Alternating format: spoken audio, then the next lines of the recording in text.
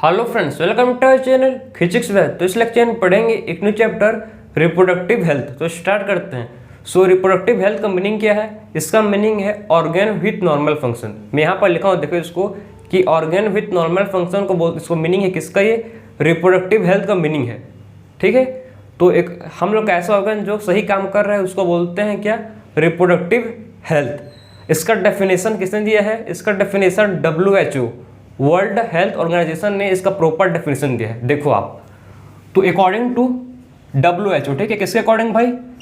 WHO मतलब world Health organisation के हिसाब से देखो कि अकॉर्डिंग टू मतलब WHO के कैसे मतलब वो रिप्रोडक्टिव हेल्थ को क्या मानता है। ठीक है, तो इसका डेफिनेशन क्या दिया है? देखो, रिप्रोडक्टिव हेल्थ का मतलब क्या होता है? रिप्रोडक्टिव हेल्थ का मतलब होता है कि एक कंप्लीट वेलबींग है। एक क्या है भाई? हेल्थ मतलब क्या होता है? देखो इसका इनका मतलब क्या होता है? ठीक है, रिप्रोडक्टिव हेल्थ क्या है भाई? It is a complete wellbeing. It is a complete wellbeing. WHO क्या बोलता है कि हेल्थ क्या है? एक कंप्लीट वेलबींग है। ठीक है, हेल्थ क्या है? एक कंप्लीट वेलबींग है। मतलब कोई भी पर्सन अगर फिजिकली फिट है, कोई भी पर्सन अगर, ठीक है, फिजिकली फिट है, कोई भी पर्सन अगर सोशली फिट है, कोई भी पर्सन अगर इमोशनली फिट है, ठीक है, इमोशनली फिट है, और कोई भी पर्सन अगर बिहेवियरली फिट है। कैसे फिट है भाई? बिहेवियरली फिट है। ठीक, बिहेवियरली फिट है, तभी बोलेंगे कि वो पर्सन हेल्दी है बोल के। बात समझे कि आखिर में रिप्रोडक्टिव हेल्थ का डेफिनेशन क्या है? इसका डेफिनेशन किसने दिया है भाई? इसको दिया है वर्ल्ड हेल्थ ऑर्गेनाइजेशन ने। क्या बोला है? देखो, हेल्थ क्या है भाई? हेल्थ ए कंप्लीट स्टेट, ठीक है, it is a complete wellbeing of किसका भाई? फिजिकल, सोशल, इमोशनली और बिहेवियर। अगर पर्सन फिजिकली फिट है, सोशली फिट है, ठीक, इमोशनली फिट है, बिहेवियरली फिट है, तभी बोलेंगे वो पर्सन क्या है? हेल्दी है बोल के।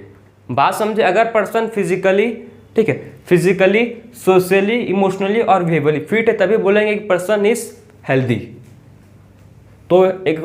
तो आखिर में देखो, WHO बोला कि reproductive health it is a complete wellbeing of physical, mental, social, emotional. ठीक, ये सब चीज़, ठीक है, अगर पर्सन फिट है तो बोलेंगे उसको क्या है? फिजिकली फिट है बोल के।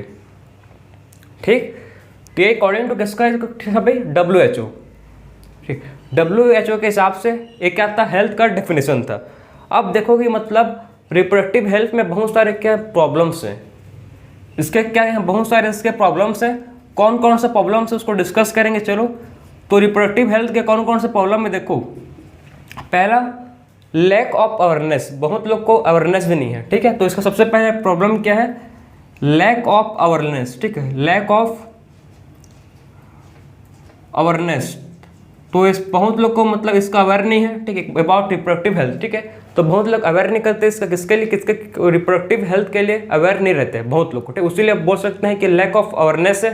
ठीक है, सेकेंड चीज मिसकंसेप्शन है। बहुत लोगों का क्या है? मिसकंसेप्शन है। तो बहुत लोगों को मिसकंसेप्शन है। ठीक है, सबसे पहले लैक ऑफ अवेयरनेस है, सेकेंड चीज क्या है? मिसकंसेप्शन है, और थर्ड चीज क्या है? कि जो सेक्सुअली ट्रांसमिटेड डिसीज, ठीक है, बहुत लोग को सेक्सुअली ट्रांसमिटेड डिसीज के बारे में मालूम ही नहीं है, पता ही नहीं है कि सेक्सुअली ट्रांसमिटेड डिसीज होता क्या है। ठीक है, सेक्सुअली ट्रांसमिटेड डिसीज होता क्या है बहुत लोग को पता ही नहीं है। तो ये सब चीज़ मतलब आपको पता रहना चाहिए कि रिप्रोडक्टिव हेल्थ में सब चीज़ आते हैं, इंक्लूड होते हैं। ठीक है, तो ये सब प्रॉब्लम्स हैं जिनको अब, ठीक है, जिनको ठीक करने के लिए रिप्रोडक्टिव हेल्थ चैप्टर पढ़ेंगे तो आपको प्रॉपर समझ आएगा कौन कौन सा टेक्निक है, कौन कौन सा मेथड, जिससे क्या कर, कौन कौन सा स्ट्रेटेजीज है जिससे आप रिप्रोडक्टिव हेल्थी रह सकते हो सकते हो। ठीक, और अपने कम्युनिटी को, ठीक है, अपने इन्वायरमेंट को आप रख सकते हो। क्लियर है आपको? तो एक मतलब हेल्थी सोसाइटी, हम लोग मतलब आपके सोसाइटी में ह्यूमन है कि एक हेल्थी सोसाइटी किसको बोलेंगे? तो एक हेल्थी सोसाइटी उसको बोलेंगे जहाँ पर्सन लोग कैसे होंगे? रिप्रोडक्टिव फिट होंगे और आपस में इमोशनली, बिहेवियरली और कैसे इंटरेक्शन करते होंगे। ठीक है, नॉर्मल इंटरेक्शन करते होंगे, तभी वो सोसाइटी को बोलेंगे क्या? ये सोसाइटी कैसा है? ये सोसाइटी है रिप्रोडक्टिव हेल्थी बोल के। ठीक है, अगर पर्सन सोशली, इमोशनली, बिहेवियरली और फिजिकली फिट है कोई भी सोसाइटी, तो बोलेंगे उसको कि सोसाइटी कैसे है? ये सोसाइटी है रिप्रोडक्टिव हेल्थी सोसाइटी है। ठीक है, तो देखो प्रॉब्लम्स कौन कौन से थे भाई? लैक ऑफ अवेयरनेस था पहला पॉइंट, सेकंड पॉइंट क्या था, मिसकंसेप्शन था, ये भी ठीक है चलो। फिर क्या भाई, फिर सेक्सुअल ट्रांसमिटेड डिसीज जिसको बोलते हैं एसटीडी, क्या बोलते हैं इसको, एसटीडी। तो बहुत लोग को सेक्सुअल ट्रांसमिटेड डिसीज के बारे में मालूम नहीं था, पता ही नहीं था कि सेक्सुअल ट्रांसमिटेड डिसीज होता क्या है, बहुत लोग को पता ही नहीं था। तो सारे क्या सब थे, ठीक है। उसके बाद देखो, उसके बाद से कुछ ईयर बाद भाई जब क्या हुआ देखो, जब 1951 में, कब भाई 1951 में, बात समझो ठीक है, 1951 में जो इंडिया था, ठीक है, इंडिया इनिशिएट किया अपना एक्शन प्लान एंड प्रोग्राम्स को, ठीक है। तो कब इनिशिएट किया भाई, 1951, सबसे पहली बात आप समझो बात को, 1951 कब, 1951 में जो इंडिया है, ठीक है, 1951 में इंडिया इनिशिएट किया, क्या भाई, क्या ये इनिशिएट किया, इनिशिएटेड, ठीक है, 1951 में इंडिया इनिशिएट दी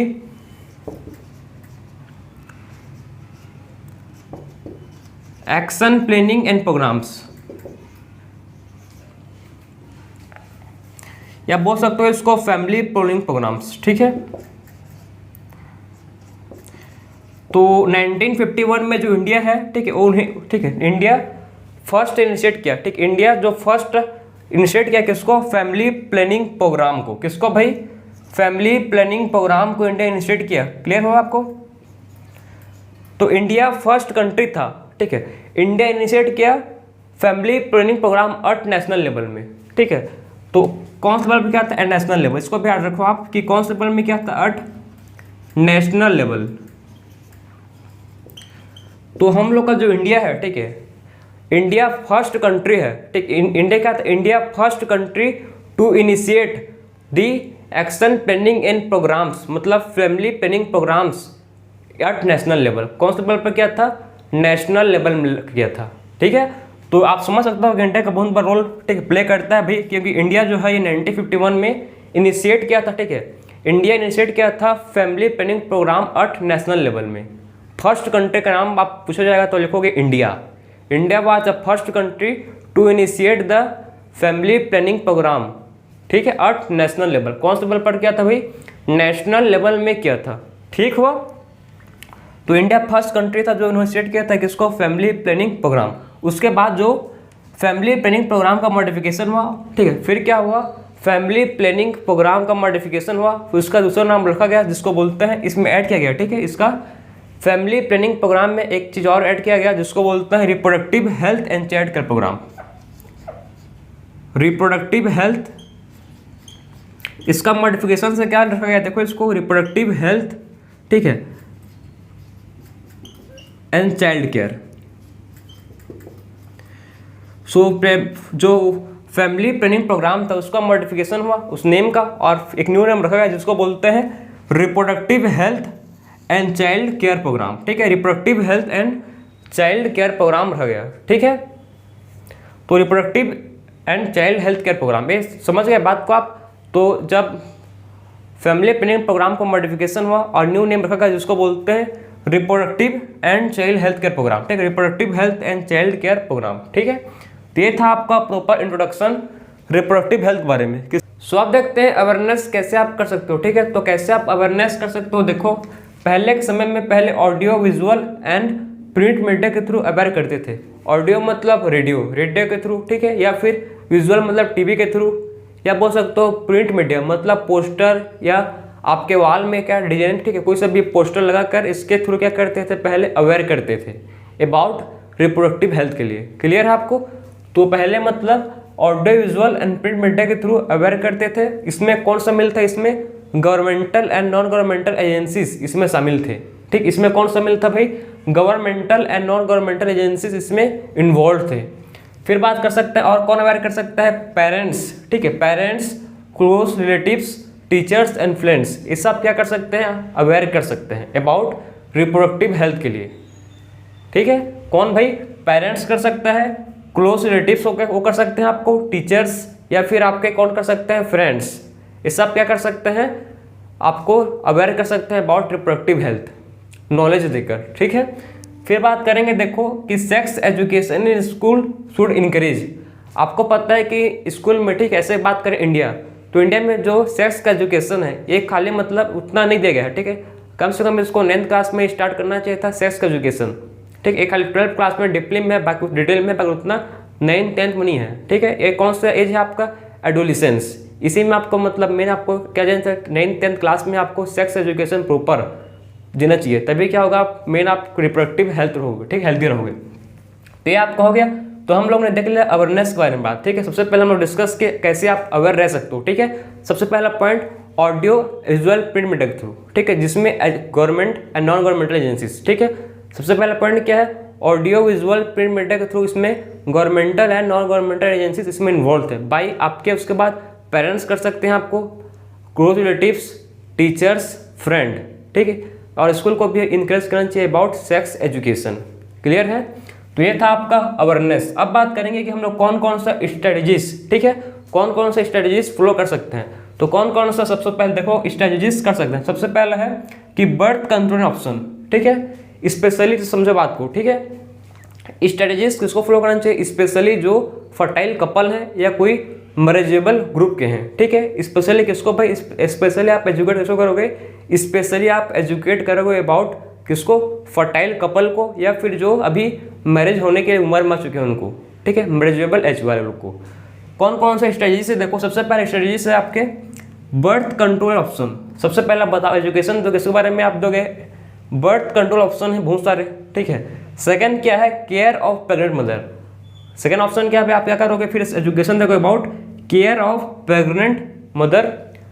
फिर उसके बाद है post Natal care of mother and child. उसके बाद प्रेगनेंसी के बाद क्या करोगे? मदर एंड चाइल्ड का दोनों का प्रॉपर केयर, उसी को बोलते हैं पोस्ट नेटल केयर, ठीक है। पोस्ट नेटल केयर का मतलब क्या होता है? प्रेगनेंसी के बाद केयर को बोलते हैं, ठीक, उसको बोलते हैं post natal care of mother and child. फिर क्या है आप बताओगे? Importance of breast feeding. आखिर में ब्रेस्ट फीडिंग कितना इंपॉर्टेंस होता है? आपको पता है कि मदर के मिल्क में क्या होता है? उसमें IgA एंटीबॉडीज होता है, जो बहुत ही जरूरी होता है बच्चे के लिए, ठीक है। और फर्स्ट कोलेस्ट्रॉम, फर्स्ट मिल्क में क्या होता है पेरेंट? उसमें कोलेस्ट्रॉम होता है, येलो कलर का होता है, उसमें बहुत सारे एंटीबॉडीज। तो आप कितना इंपॉर्टेंस है, ठीक है। तो आप इंपॉर्टेंस बताओ किसके बारे में? ब्रेस्ट फीडिंग के बारे में इंपॉर्टेंस आप दे सकते हो। फिर नेक्स्ट क्या कर सकते हो आप? Equal opportunities for male and female child. आप क्या दोगे? Equal opportunity, male and female child को सामान्य इक्वल मानोगे, ठीक है, कोई अंतर नहीं। और क्या आप क्या देखो अवेयरनेस अबाउट, ठीक है, awareness of problem due to. कौन कौन सा प्रॉब्लम है जिससे आप अवेयर कर सकते हो? By uncontrol population growth. क्या हो रहा है आपको पता है? हम लोग का पूरा, ठीक है, अनकंट्रोल पॉपुलेशन ग्रोथ हो रहा है, ठीक है। Social evil like sex abuse and sex related crimes. तो बहुत सारे सेक्स एब्यूज हो रहे हैं, सेक्स रिलेटेड क्राइम्स आपको पता है, आप, ठीक है, आपको पता है क्या होते हैं? सेक्स रिलेटेड क्राइम्स बहुत सारे हो रहे हैं। तो आप मतलब अच्छे से आप रिप्रोडक्टिव हेल्थ, ठीक है, का पूरा आप इंट्रोडक्शन देंगे कैसे हेल्दी रह सकते हैं प्रॉपर, ठीक है, अबाउट इसका प्रॉपर एजुकेशन देखिए आप क्या कर सकते हो? अवेयर कर सकते हो। क्लियर आपको? तो अब हम लोग ने सबसे पहले बात की स्ट्रेटजीज। तो स्ट्रेटजीज में सबसे पहले बात की हम लोग बर्थ कंट्रोल ऑप्शन, कि कौन कौन सा क्या हो सकता है? बर्थ कंट्रोल ऑप्शन हो सकता है, ठीक है। फिर हम लोग के बात किया कि केयर ऑफ प्रेगनेंसी मदर, कि कैसे आप प्रेग्नेंट मदर को, ठीक है, प्रेग्नेंट मदर को आप प्रॉपर केयर कर सकते हो, उसको मैंने बात की। फिर बात की पोस्ट नेटल केयर, प्रेगनेंसी के बाद केयर किसका? मदर का एंड चाइल्ड का, दोनों का केयर बहुत ही जरूरी है। किसके बाद? पोस्ट नेटल केयर के बाद, प्रेगनेंसी के बाद। फिर उसके बाद नेक्स्ट बात की हम लोग इंपॉर्टेंस ऑफ ब्रेस्ट फीडिंग। आखिर में ब्रेस्ट फीडिंग क्या होता है? बहुत ही इंपॉर्टेंट होता है, जिसमें मदर के मिल्क में IgA एक क्या होता है? एंटीबॉडीज प्रेजेंट होता है। फिर हम लोग ने नेक्स्ट बात किया, ठीक है, फिर हम लोग नेक्स्ट क्या बात किया कि जो इंपॉर्टेंस किसका भी ब्रेस्ट फीडिंग का, कि कितना इंपॉर्टेंस होता है ब्रेस्ट फीडिंग। उसके बाद बात के equal opportunities for male and female child, ठीक है, इक्वल अपॉर्चुनिटीज देनी चाहिए किसको? Equal opportunities male and female child को, ठीक है। तो ये सारे पॉइंट्स आपके। फिर हम लोग ने लास्ट में बात की कि अनकंट्रोल पॉपुलेशन ग्रोथ से आपके सोशल एबिल्स और सेक्स रिलेटेड क्राइम्स भी होते हैं। बात समझे? ठीक है, uncontrol population growth, social evil like sex abuse and sex related crimes भी क्या होते हैं। तो ये था हम लोग का क्या स्ट्रेटजीज, कि आप कौन कौन सा स्ट्रेटजीज फॉलो कर सकते हो, ठीक है। इससे क्या कर सकते हो? आप रिप्रोडक्टिव हेल्दी रह सकते हो, ठीक है। तो ये हम लोगों ने देखा, हम लोगों ने सबसे पहले बात की अवेयरनेस, कैसे आप अवेयर रह सकते हो, ठीक है, कैसे आप प्रॉपर अवेयर रह सकते हो। उसके बाद बात की हम लोग नेक्स्ट स्ट्रेटजीज। अब बात करेंगे, देखो नेक्स्ट, ठीक है, अब बात करेंगे नेक्स्ट हम लोग कैसे सक्सेसफुल इम्प्लांटेशन कर सकते हैं। देखो, तो successful implantation required strong infrastructural facilities, उसके लिए क्या चीज़ का रिक्वायरमेंट है भाई, उसके लिए एक स्ट्रॉन्ग इंफ्रास्ट्रक्चरल फैसिलिटीज का रिक्वायर्ड है, ठीक है। और किस चीज़ का रिक्वायरमेंट है, प्रोफेशनल प्रैक्टिस, ठीक है, प्रोफेशनल एक्सपर्टीज।